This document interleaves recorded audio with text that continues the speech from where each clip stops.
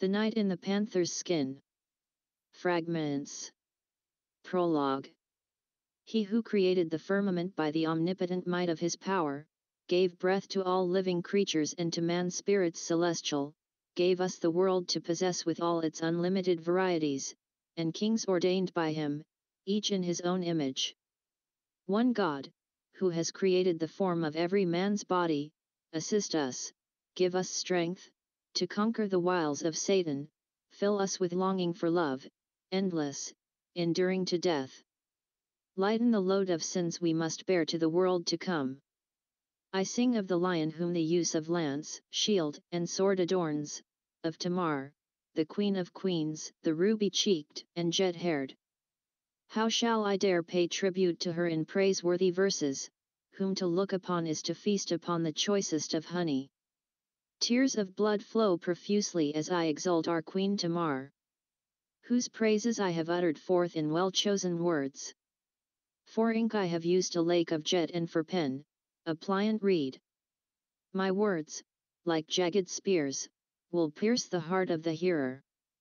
I was told to compose in her honor stately and sweet-sounding verses, to laud her eyebrows and lashes, her hair, her lips and her teeth. Badakhshan ruby and cut crystal arrayed in 2 even ranks.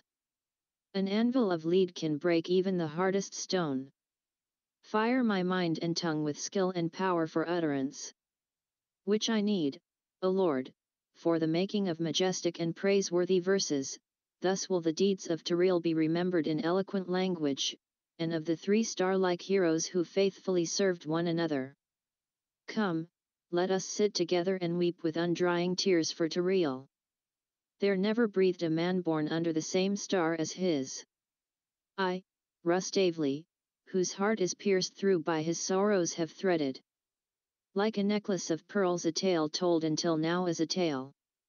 I, who am maddened to frenzy by love, have composed these lines. She, whom vast armies call mistress, has deprived me of life and reason. Thus sickened am I by love for which there exists no cure. She alone can cure me, or leave me to death and the grave. I have found this Persian tale, and have set it in Georgian verse. Until now like a peerless pearl it was rolled on the palm of the hand. I have done this praiseworthy and disputable deed for her, therefore let her who has robbed me of heart and of reason judge it. Though deprived of their light by gazing upon her, yet my eyes long again to behold her, for whom with love-laden heart I roam like a madman. Let her pray for and soothe my soul, it is enough that my body is burning. Eloquent must my verses be, majestic, melodious and sweet. Man, do not complain at fate. Be content and accept it. Let the warrior always be brave, let the worker enjoy his labor, so let the love-maddened man learn the meaning of love and know it. Disdain not the love of another, nor let him disdain yours. Poetry is, first of all, a branch of divine wisdom, conceived by and known by the godly, edifying to all who hear it. It pleases the ear of the listener if he be a virtuous man. A poem uttered with surfeit of words lacks grace and excellence. A race on a course proves a horse's fire and mettle, a player's skill is seen when he strikes the ball at the goal. Even so it is with the poet who composes majestic poems, he must call forth all his skill when utterance is hard and fails him. Thus indeed, is the poet, and his poem is proof of his prowess.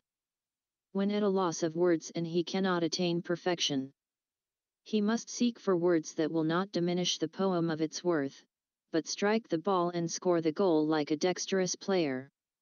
A verse or 2 composed by chance do not make a poet. Let him not think himself a poet on the level of great singers. Even though, now and then, he may write a few discordant verses, yet if he says, truly, mine is the better, he is a stubborn mule. Then again there are poets who wish but are powerless to compose verses capable of penetrating deep into one's heart. I may compare them to the bows and arrows of youthful hunters, who cannot bring down big beasts, but kill only small game. A third kind of poems is composed for mirth and revelry, for the lover, the joyous and merry, for the pleasures of boon companions. We may find some of them pleasing both to the heart and the ear, but remember, only he who writes majestic poetry is a poet. All the poet's endeavors must not be spent in vain. He must be devoted to one whom he considers worthy of loving, and employ all his talents and skill in praising and glorifying her name. For her alone must he sing in sweet melodious measures. Hear all and know, I praise her whom I have hitherto praised. In this I have endless glory, in this I am bold and shameless. She, who is my life, is a beautiful merciless panther. I shall devote my skill hereafter to exalt her name. I speak of love's highest form elevated, pure and heavenly. Eloquence weakens when the tongue attempts to speak of such love. It uplifts to heaven the soul of those who endure love's anguish. A lover, therefore, must know how to endure and bear these afflictions. Even a discerning mind cannot comprehend that love, though the tongue grow tired or the ears of the hearer weary. I speak of the lower passions of man who, when not lustfully kissing, strives to imitate love but only faints from afar. In the Arabic tongue a lover is called a madman, because of non-fulfillment and futile longing for her. Some, though exhausted, feel nearness to God as their souls soar upward. Others, prey to low passions, fly from one fair maidan to another. Beauty befits a lover like unto the sun on high. He must have youth and leisure, be generous, wealthy and wise, patient, intelligent, and eloquent, the mightiest among the mighty. If devoid of all these qualities a lover is not a true lover. Love is sacred and tender, hard to know or define. It is not kindred to lust, it is something beyond it, divine. Love is one thing, lust another, in no way do they mingle. Between true love and lust lies an impregnable boundary. He who loves should be constant, never lewd, nor faithless. Absence from her he loves should ring sigh upon sigh from his heart. He must be true to her though she frown upon him in anger. I hate the lover who seeks only bugging and lusty kissing. A lover does not long for one today and another tomorrow. He cannot endure love's parting or absence from her whom he worships. Such sport is shameful, base, more like the trifling of boys. The lover is he who suffers the whole world's woes and sorrows. There is a love, the noblest, which reveals not its woes but conceals them. The lover seeks solitude, for when alone he bestows all his thoughts upon love. Thus his fainting, dying, burning, are all from afar. He may face the wrath of his beloved, yet must he fear and revere her. A lover must never reveal his love but keep it hidden, nor should he basely sigh and put his loved one to shame. Nowhere should he show his love, nor reveal it to any man. Enduring woes and burning in fire for her sake should be joy.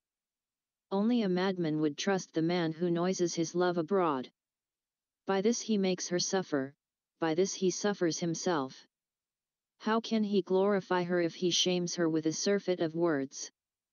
That would only profane the love that she cherishes for him. It makes me wonder to think there are men who make a show of their love. Why add pain to a heart, already wounded by love?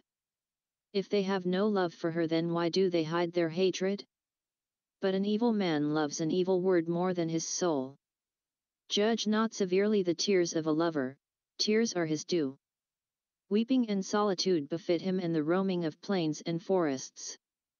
When absent from her his thoughts should be of her whom he worships, but when among men it is better he conceal his love within him.